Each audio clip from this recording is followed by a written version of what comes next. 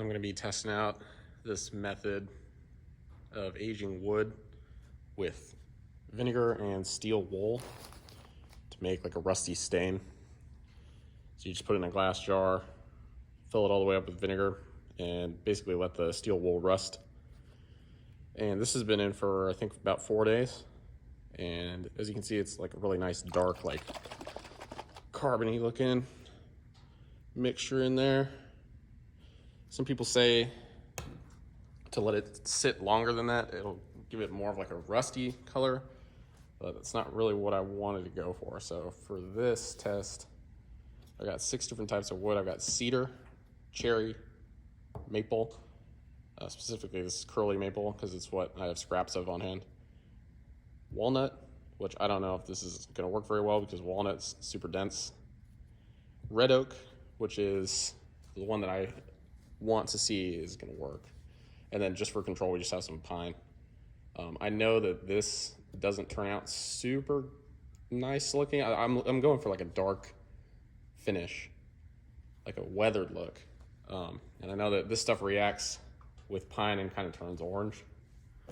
So I'm just gonna brush a little bit of this stuff on here and I'll get back to you.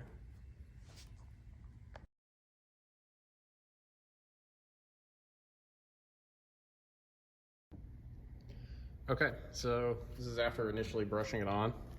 And you can see with the drips on this, the darker woods really take to it. I mean, you can see that difference.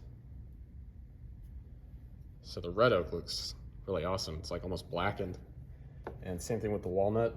I didn't expect this to actually take, but you can see the before. This is kind of lighter walnut,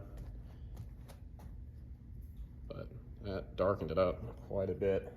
I'm not really sure what's going on with this curly maple. It's just kind of gray, like an ashy kind of. I don't know if I like that very much. It's too light of a wood probably. And then the cherry is interesting. It's definitely much more brown. And then the pine, just like I thought, just kind of turned orange. And the cedar, not too happy with how that turned out initially. Not sure why you would really want to do that on cedar. So I'll let this sit for a while and then come back to it and see. Okay, and the final results here. The steel wool and vinegar stain. Start off with one that was kind of unexpected, the maple. Has like this kind of nice light brown to it. And it didn't really get rid of the nice shimmer that curly maple has either, so it shines through it. Actually looks pretty cool. Cedar, not really much to write home about. It's just been blackened basically. Pine, it's quite a bit darker now. It's more orange looking, it's kind of rusty colored, which I was already expecting that. Wasn't expecting the cherry. So you can see this is what the cherry looked like. Now it's really black. It's extremely dark. I don't know if this really works too great on the tighter grained woods. Maybe I used too much. I did 2 coats. Maybe it only needs 1. Maybe that's why it darkened up so much. So next time I'll try it again with the cherry and see if I can get it to be maybe just a little bit lighter than that. It would look pretty cool. Right now it just looks charred, like almost burnt. And the walnut, same deal. You can see a little bit more of the grain pattern, but it is very dark.